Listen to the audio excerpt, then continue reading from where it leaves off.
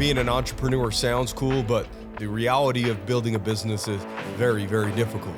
Every level that you hit, there's a lot of things that suck that you just won't want to do. What you're capable of is on the other side. I don't feel like it. And if you're committed to what it is that you're trying to do, nothing is going to stop you from getting there. Welcome back to another episode of Real Business Owners with myself, Trevor Cowley. Guys, this episode is a little unique. It's different than what I normally do. I was interviewed on a podcast by an individual named Rick Trimmer. He owns a company called M42 Adventures, and he has a podcast that's M42 Adventures. But he had a lot of success in trades, flooring businesses, cabinet businesses. He got to the point where he decided to sell his business to his employees. So he got his business evaluated and sold his business to his employees at a discount. Basically, owner financed it where the employees own 60% and he owns 40%. He's still taking dividends and checks, but he doesn't have to deal with the day-to-day headache and stresses. He's had success in real estate, a whole bunch of different business ventures. And, now he travels the world with his family, his wife, and his 3 kids. And he asked me to be on his podcast, and it was such a good podcast that I said, I want to air this on the Real Business Owners podcast because I was going to interview him anyways. So I thought it would be a treat for you guys to be able to listen in on the podcast that me and him did. And so that's today's episode. Rick's an amazing individual. I think you guys are going to enjoy today's episode. So without further ado, here it is. Enjoy. So I wanted to leave. So I, quote unquote, retired January 17 and haven't worked in the last 8 years. So I've been traveling all over the world, 70 plus countries with my wife and kids. So that's my passion, is just being with my family and traveling. And so when I went, my dad was a partner at the time, and I went to them and said, hey, I want to go quit. And he's like, for how long? And I'm like, at least 2 years, probably, hopefully forever. My dad's like, what the hell? No. How old were you at that time? 36. So I bought him out. I gave him a condo, traded him a condo. I had half a dozen condos out at Green Valley. So I gave him a condo, bought him out. And then in December, I ended up selling to one of my employees, and then it progressed. And now there's 5 that have ownership. So I gave him a deal. We had them all valued, and I gave him a really big discount because I wanted to leave and I wanted people to watch it. So I kept 40% of all of them, and they bought 60, and that's where we're at today. Oh, wow. And smart. So, yeah. Keep revenue coming in, or cash flow coming in without the struggle or headaches or 100% day-to-day stuff. Still get all the monthly dividends and all the perks and stuff. And that's so, cool. Yeah, so it's been good. So good for you.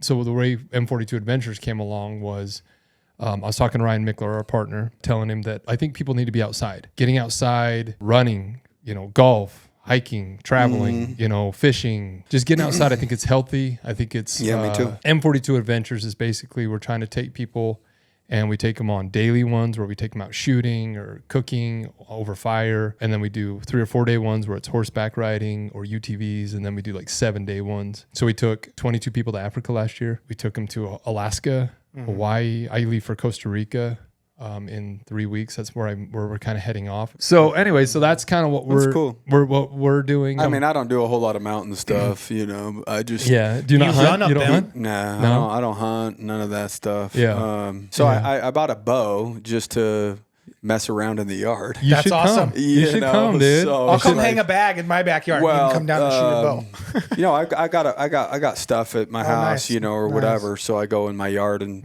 just to kill some time or whatever. But would you ever do it?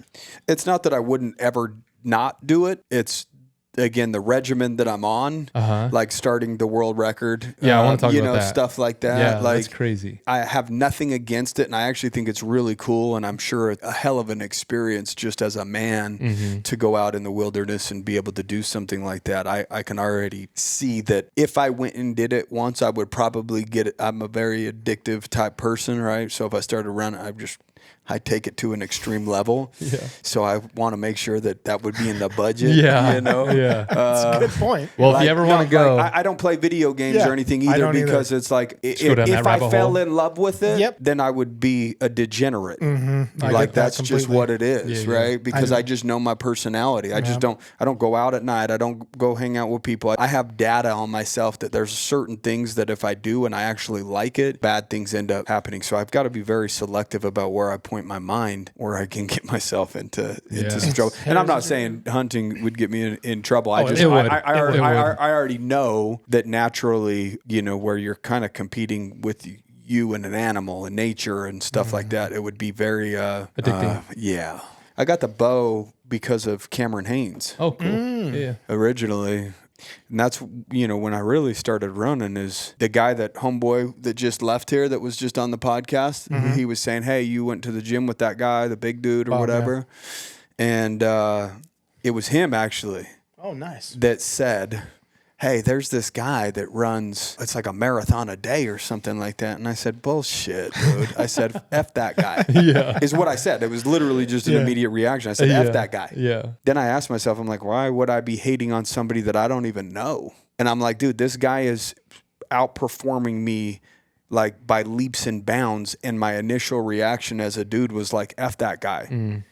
So literally right after that, this was just like a conversation in my head. I literally Googled him. How long ago was this? 3 or 4 years ago. Wow. Yeah. I Googled him and saw at that point he was sponsored by Under Armour and had some Under Armour running shoes. So I bought them just so that I could see his shoes in my closet anytime that I didn't feel like doing it. So I could see that there's another man out there doing way more than me. And on the days that I really didn't want to do it, I would wear his shoes and I would just stare down at my feet as I would run and just be like, somebody else out there is putting in way more work than you. Like, don't complain about it. Just do it. And then I continued to look into him more and more, right? Instead of just buying his shoes, I followed him on social media and now he's a bow hunter. I didn't know that, and so he'd shoot and stuff. And I'm like, well, now I bought this land out there, have some property. And I'm like, that looks like it would be a fun thing. Since I don't hang out and I don't kick it and I don't, and it was like, okay, now I've got property and stuff. It's like, I think that would be a fun new thing to try, like a challenge of trying something new, right? I don't get it out as much as I did when I first bought the bow and was out in the yard a lot more. But my running obviously has increased. I did a 2 a day every day for 3 years challenge, which kept me busy for like 3 hours a day. It was 2 workouts every day for 3 years straight. Wow. I hate working out. Dude, I love it. I know. So that's a difference. That's what it's like. You don't like travel? I hate it. I just went to the gym this morning. Yeah. And I've got to figure out how to love it. I got to figure it out because it's a necessity. I believe that, whatever you put the majority of your focus on determines the level of love or hate that you have for it. And when I was at the lowest spot that I had ever been in, I had to ask myself, what am I doing when I feel best in my body and mind? And I said, every time I get done with a workout, I've never not felt good at the end of a workout. 100%. Like getting there's crappy, waking up early is crappy. Sometimes the workouts are but as you're walking out, there's a certain, just a sense of pride and accomplishment every single time. Every time. Yeah. And so my attention went on, I felt good every time I've moved my body. And I don't care what I have to go through in order to feel good, but I did feel good every time I left. When I was at that low spot, prior to committing to the challenge of doing the 2-a-days and stuff, that's where that came from, is I had made a lot of money one year and was like, okay, well, money's not going to bring me the level of happiness that I thought it would. And money's not going to make you feel good in your body and mind. It's just a number sitting in a bank account, right? Like you still have to live inside of this vessel. Right. And if it still got to deal with your thoughts. Yeah, if it doesn't feel good, you could stare at a bank account with $1 billion in it. Like, you're not going to be able to buy your way out of an emotion of how you feel about yourself or how you feel inside your body and mind. And so you can buy things to distract you from that emotion temporarily, but when that temporary wears off, you're left with yourself, right? And so then I was just like, okay, I got to redesign my life, because at one point it was designed around money and making a lot of it, and I did that. And then I was left at that low spot. And then I asked myself that question, and it was, every time you move your body, you feel good. So I was like, man, then I'm going to move my body a couple times every single day to make sure that I feel good, right? I'm not going to just check the box once. I'm going to do it multiple times. That's where that started, was just because I was at a low spot mentally. And I want to talk about the two things here. One is your entrepreneurial spirit and your, finances. That's a lot of people struggle with, right? And then your running that Chase told me about, which is crazy. You haven't started that yet, right? The actual competition where you're going to try to break the record. No, that starts March 23rd, but I've ran a minimum of 10 miles a day every day for like almost 415 days straight or something like that. Are you going for 1,000 days straight? What's the for record? the world record? Yeah, well, is a year. I originally I set a goal to do 1,002 days in a row, That's which what I it was. did, Okay. but it was September 28th, 2024, and the end of the year was just right there, so I extended it to 3 years. And then towards the end of 2024, so just in December, I was like, okay, what now? What am I going to go back to regular life, or like once you expand yourself and you see what you're capable of? If you go back to what was, there's no way that you could live with yourself anymore and have a high sense of self-worth. If you've seen what you're capable of, there's really You're not no living up to it. There's Makes no sense. going back from that, really, right? That makes You sense. would know as a man that you're living a less than life and that you're not honoring your full potential if you've seen it and then you back away from it. You're capable. If you Yeah. know what you're capable of, right? And so for me, I can't do it. And so it was like I didn't know what was going to be next. And it was literally I was running and it was December and it's towards the end of the year, and all of a sudden I call it a download, not a thought, because usually when you have a download of like, I should try to do this, I should start that business, or I should do this challenge, that's a download. Like when something that is saying, go do something great. And then the first thought after a download's like, yeah, right. Yeah. No The way. self-doubt. Yeah. Like, dude, there's no way you could do that. Right. So that's why I separate it as a download versus a thought, because I believe that the first thought that you have after you think about doing something amazing or have a download that just hits you out of nowhere of like, dude, you should try this, is usually doubt. It takes the record of the past and says, well, that's not you. But the download was saying you should do something that's greater than the current version of you. So of course the initial thought is like, that's not you, because it's only has the old version of you to look at data about, right? That's an interesting battle. Yeah, it is. And then, like you said, the download can rewrite the doubt because it knows that I got through this, and now I believe all you have to do is honor what you're currently capable of, and you honor it at that threshold for an extended period of time, and then your capabilities then expand. And as long as you're continuing to honor what you're capable of, again, the threshold is going to keep getting greater and greater. So you honoring it's going to look different every single time, right? But you will then expand your capabilities as long as you honor your capabilities. You end up becoming so capable and become an individual that you didn't even think was possible at one point in a few short years. And so, well, you did. yeah, I think most people lose that battle. I think most people let the doubt wins. that's because they could deal with depression better than me. Yeah. Right. So it's interesting that feeling of being at a low spot, I would rather go through the pain and discomfort of honoring my capabilities for a few short hours every day and feeling good in my body and mind than living with a dull depression for 24 hours a day. So there's one thing that's greater than the other, right? I watched this guy run past me one time and I was like, oh, that hurts, or whatever. This guy's faster than me, you know? And as I was running and I finally got home and I was like, yeah, I mean, it hurt, but not that bad. Not bad enough to do something about it. Yeah. Not bad enough to go run sprints. It's not so bad that you're willing to do something different. Your finances aren't so bad that you're willing to do something. You're tolerating one or the other, right? Right. And so it's like, for me, I just can't live with myself. This version of me over here, I couldn't do it. And so to say that most people lose the battle is maybe they could deal with a different suffering better than I can. And I think maybe they didn't realize that the point you're making, they didn't realize if they push through, then it's better. I think a lot of people when they get that doubt, they think people hate change. Yeah. People hate That's a fact. anything different.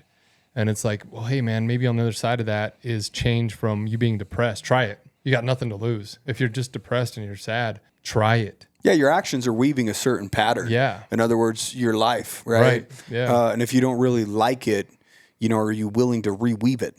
And reweaving it means creating a completely new pattern, right? Which is change. Yeah. I think more people need to start analyzing the commonalities with people doing great things and not the differences, right? Because a lot of people are like, oh, I'm not that guy. He's this, and they start labeling the differences, what makes them different. Okay, well, why don't you start with the commonalities? And then there's a gap, obviously. But it's closer.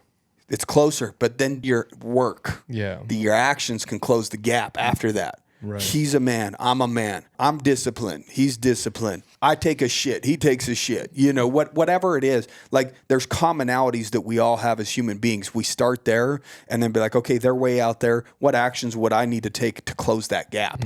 And so for me, what it was is I saw a clip of David Goggins on Joe Rogan podcast. And he said, well, what's your easy day? Or whatever. And he says, well, my light day or my easy day is I start with 7 miles. I do 7 miles and then I do a workout. And so for me, it was like, boom, there's my marker.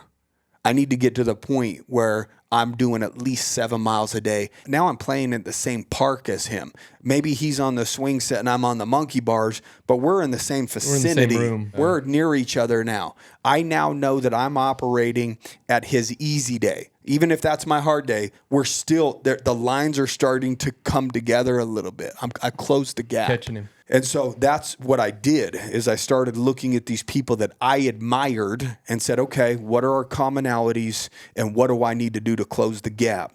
And then at that point, I got so sick of just looking at people on social media and watching other people live out a great life and be extraordinary and me get a dopamine hit off of like, yeah. Like you get out of a Rocky movie or something and think you're a professional boxer or something. You know, you get a dopamine hit like you're going to fight somebody at the parking lot. That ain't true. You're still the same old dude that walked in. You're just riding a high. You're riding a dopamine hit, right? And I got so sick of watching these other people and feeling a certain way about them of like, wow, you know, this is extraordinary. I think that you get that feeling is because you're watching greatness and there's that in you, right? I believe that it's in everybody. And like the reason why we admire it is because the gap of what they were willing to go through to get it and where you're at right now, you just know you're not willing to go through that. So that creates a level of admiration, right? And for me, I just decided like, I don't care what it is that I have to go through. I'm going to close that gap because I believe that it's possible. I started asking, why not you? He used to be 300 pounds and he was overweight. He was this. He made the decision. That was Goggins, right? Yeah, he was over. He made the decision. Well, and I think it's a lot know? like you were saying, you know, about bow hunting. I was like, hey man, you want to try it? I want to get into it. And you're like, I know my lane. I think I'm not very good at that. You know, I'm always one of those guys like, I'll try that. I'll do that. I'll do that. You know, I think it's commendable where you're like, no man, this is where I'm going. This is what I do. A lot of people don't come in here or come into a conversation saying, I don't hang out with the boys. I don't, you know, this is my life. This is where I'm at. I've got my land, my family, my wife, and this is where I live and this is what I'm happy with. Most people can't say that. I'm fearful if I don't put those guardrails in. Yeah. That I would deviate or go back, you know? And I'm so scared of that. Which I think is healthy for people. We were talking on that last podcast. He was asking me some questions about finances, you know, and he says, what's your advice? And I says, most people just think they want money, but they don't know what they want it for, what they're going to use it for. And it's like with you, I can see with your personality, it's like you said, this is who I am. This is where I live. This is what I like. Most people don't think that way. They don't sit down. Build structure. Yeah, and they don't sit down and be like, what am I doing? I can tell that you've had a lot of deep thoughts about who you are, what you want to do, what you want to be. And I encourage people with that. You know, most people are just like, I want more money. I want this. I want that. And it's like, why? Yeah. Why? Because money, like you said, money does not correlate. And I said that on the last podcast. It can give you some freedom and like you said, distractions. Do you ever struggle with that where is it always clear to you or do you struggle with? It's not always clear. It's not always clear. How do you get to that answer? It's never going to be clear. There's been plenty of days where I'm just like running. I'm like, why am I doing this? I don't have to do this. Like I've got money and my house is paid off and, you know, I do okay financially. And I go back to like what I said earlier in terms of not honoring my emotions. My mind immediately goes back to, well, you started it for a reason. You wouldn't be out here doing this right now if you weren't at a spot that you were trying to get away from at one point. So don't allow this temporary feeling or emotion to deter you from honoring what you said that you were going to do when you did have a clear mind and you set out to accomplish something greater than the old version of you could ever even comprehend. Right? So then I go back to my logic and be like, dude, no, this will be over too. In a matter of an hour or two, you're going to be in the shower, and this day you're going to be able to put it behind you. What are you going to do? What's your goal?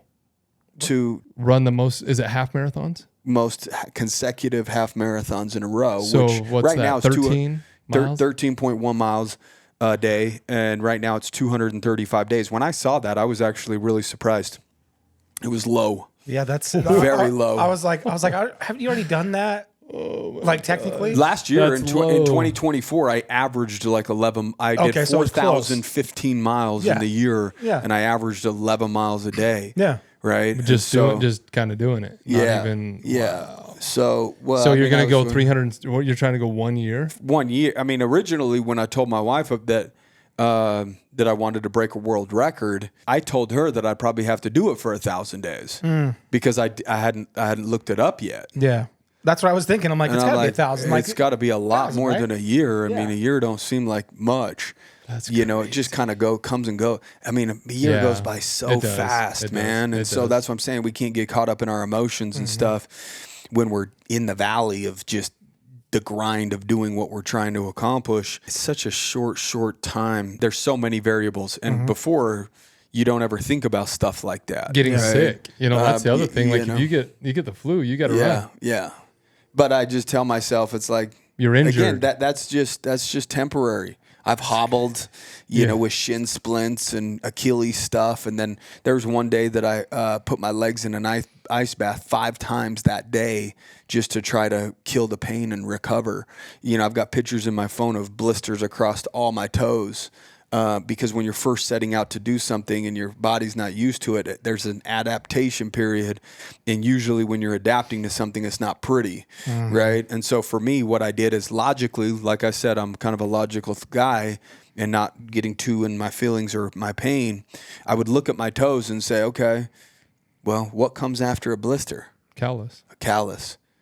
And I would tell myself, that's what's happening in I'm your making- mind I'm right making a now. callus. That's what's happening mentally That's right cool. now. Yeah, that's I know that you don't want to go out and do this because your mind has blisters. Mm-hmm. But if you go out and do it, you're going to callous your mind eventually. That's cool. I like that. But it's like I now get high off of Running self-improvement. and- yeah, right. I get a high off of that. And at first, it sucked and I had to keep telling myself to keep showing up. And I think people get obsessed after they bear the brunt of going through the process of their mind turning on them while they're doing the thing long enough to actually see the results.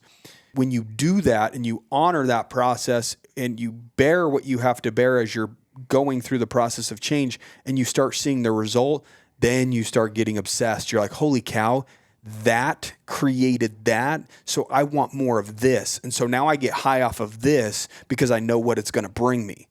Right. And so again, it's turning the negative into positive. This is what I get high off of now. I don't even care about the result. Keep me in the freaking processor. Process me. Yeah. Make me better. It's like You me know? with money. So when I lost everything and I started getting it back, my lifestyle changed, right? I'm driving a shitty truck, That's what it's about right there. Yeah, and I I'm like going that. and I'm going through all that stuff and I'm struggling.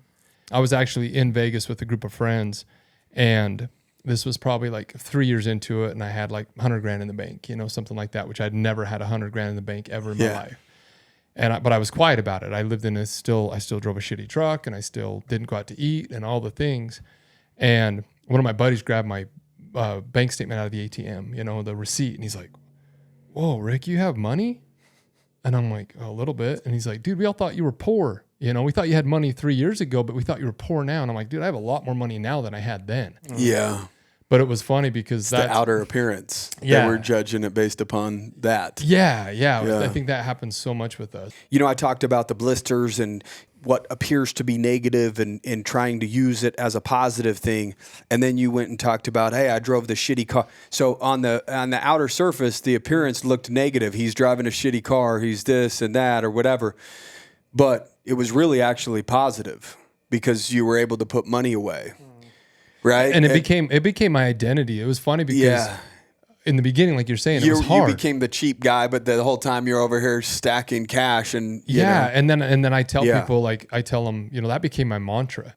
To this day, I could buy most things that I want. I still live by that same principle, dude. Dude, people come over and they're like, "This is your house? I thought it would be bigger." And I'm like, "No, I'm leaving on March 4th to go travel for 2 years. Peace." Yeah. And so there's two things with that. Is one, it's like I'm not trying to impress anybody anymore. I don't care what you guys think about me. I'm living my life. And the biggest thing too, a big thing for me, and you probably felt this, was when I lost everything in the recession, and I'm sitting there in the basement of my grandparents' house, literally homeless, broken down. It's like, who's in this room with me? It's not my buddies. It's not my, friends. It was my wife and my son and my grandparents. And it's like, okay, these are my people. These are who I'm doing this for. It becomes the hard and the sacrifice becomes easier. And I'm sure you got this a lot too, where you'll read business books or self-help books. I read them 20 years ago and I'm like, holy cow, Rich Dad, Poor Dad. I'm going to get there, someday. And now I read them and I'm like, oh, sweet. Did it. Awesome. And it's like, wow, what a cool thing. And like you said, then you can talk to people and say, listen, man, the big truck and the fancy car and stuff like that, that's temporary. I'm playing this game for one reason. Yeah. Freedom. For real financial security. Yeah. Dude, I'm not going to drive fancy cars. I'm not going to live every time I have the opportunity to upgrade, I'm not going to do it. I'm a huge believer in delayed gratification. A huge believer in it. Right? A lot of the times we make purchases based upon us being at a low spot and we want to feel like, where like you hurting financially, but you saw that Jeep. It's almost like a form of like, hey, I'm still in control. It is 100%. Like, yeah, my situation's bad, hit. but I'm still in control of my No, things were spiraling, 100%. Right? You're not in control. You're filling a void. You want to feel in control by making a purchase that puts you in a worse situation, right? And so I might only have a window of opportunity for a small period of time to make the money that I'm making. Like, who am I to believe that? Maybe it's a fear thing, not an abundance mindset or whatever, but I'm just like, before I reward myself, I'm going to make sure that my family is good. Yeah. Like if I get hit by a bus, they're good regardless. Like the house is paid for, there's money coming in, life insurance. After that, I can enjoy myself, right? Yeah. Like me just becoming the best version of me makes me happy and gives me fulfillment, knowing that I'm just honoring what I'm capable of, right? Like, if you have kids and stuff, you look at your child and you're like, man, I really want you. You're so capable. You're this, you're that. Imagine being God and giving somebody all of these abilities, and the only tool that they need to extract those abilities is just a little bit of logic and a little bit of work ethic, self-control, and and you could extract it, right? But yet they choose not to. Yeah, that would be tough. So you've struggled with immediate gratification and that type of thing, right? How did you get out of that? How do you get out of addiction? What was that moment? Where did you? I haven't got out of addiction. I'm just addicted to different things. I was on a podcast probably a year ago or something, and I said I was the lowest of low lives. I was literally the junkie that junkies would look at and make themselves feel good that they weren't as bad as Trevor. Right? So I helped justify their addiction because they weren't at least... You were that bad. That guy. Wow. Or whatever, right? Like I do things to the extreme. When I was a junkie, I was... The best junkie of the year? The junkiest of all junkies, World record holder? Yeah, if there was one, it would have been me, And, when I chewed tobacco, I would chew a can a day every day. When I drank, I would black out 3 to 5 times a week. Like I don't have a gear that's like third gear, right? It's just like go, it's all out or not at all, right? But it's in reality, I don't believe a not at all. I believe it is all out, and it's just where am I focusing my attention and that addictive personality? Am I starting multiple businesses, right? Is it, the 1,000 2-a-day challenge that turned into 3 years? Is it running 10 miles every day for all of 2024? Is it the Guinness Book?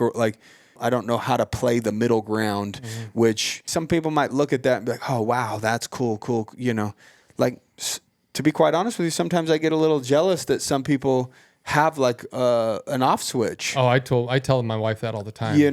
Where they could just chill. Yeah. For you, staying the same in terms of the same environment that drives you crazy. So you're addicted. You're just addicted to different things. That's a good point. What's the difference of somebody being addicted to alcohol versus addicted to heroin? They're both addicts. They just have different. They're showing up in different forms. We're all addicted to something. Yeah, it's interesting. Every human being is addicted to some people are addicted to food. That's why they're overweight. Some people are addicted to video games. Everyone seems to be addicted to their phones. People will judge an overweight person, but then they're also the same person that's addicted to going to the gym. They would feel like shit if they didn't show up to the gym that day. They're addicted to what the gym does for them, just like the other person that's overweight is addicted to what the food does for them temporarily while they're eating it. I believe that human beings, we are creatures of habit. In other words, we find our addictions, just like your animals up here.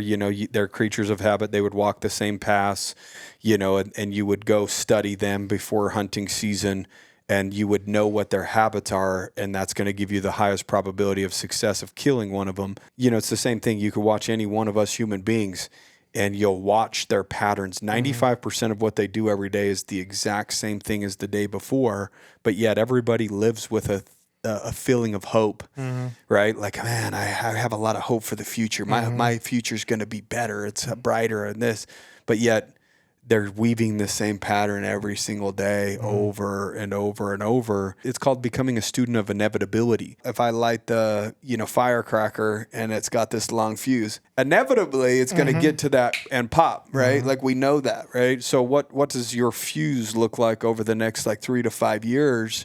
What is inevitable if you keep showing up the same way that you're showing up, whether that's being addicted to food or video games or social media, or maybe starting businesses, or maybe it is your physical health, or, hunting or running or this or that, or, that's really the question that people need to ask themselves, because I never thought I was an addict. Yeah, you are, I am, he is.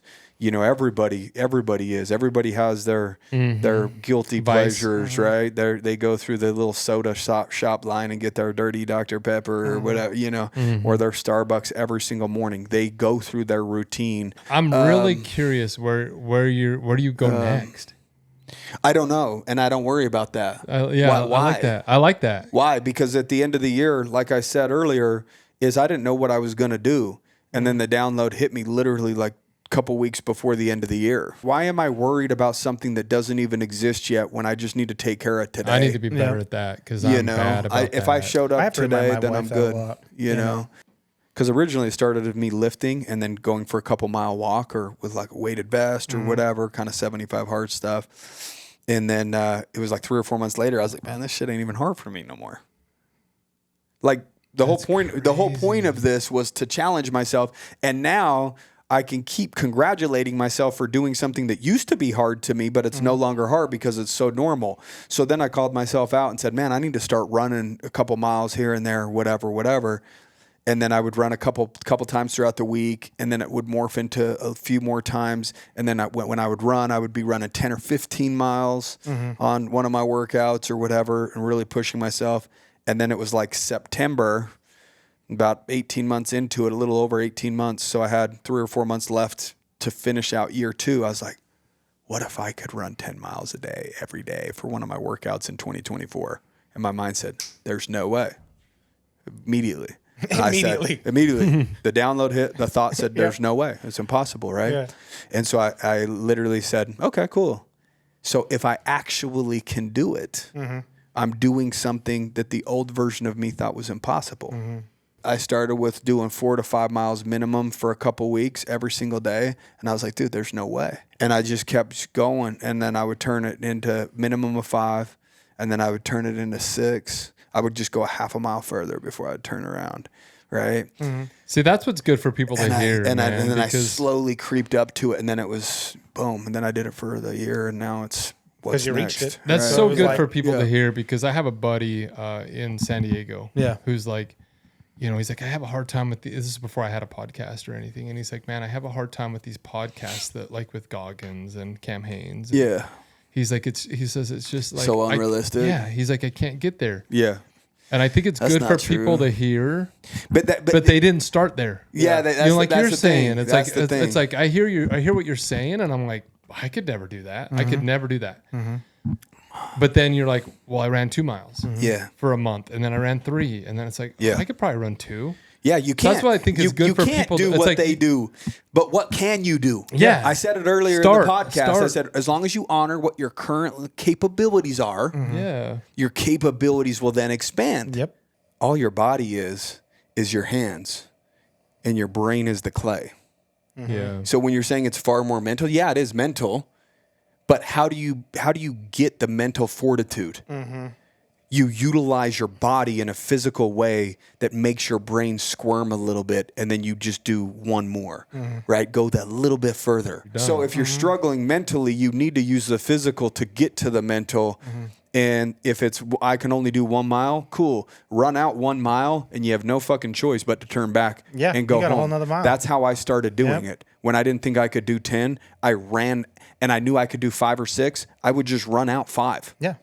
I You had have to no get home. choice but to turn around and get home, right? And even if I walked and ran, I chipped away at it, I was setting a new boundary for myself. In other words, I was exercising my mind, more so than anything. Hope you enjoyed the episode as much as I enjoyed recording it with Rick.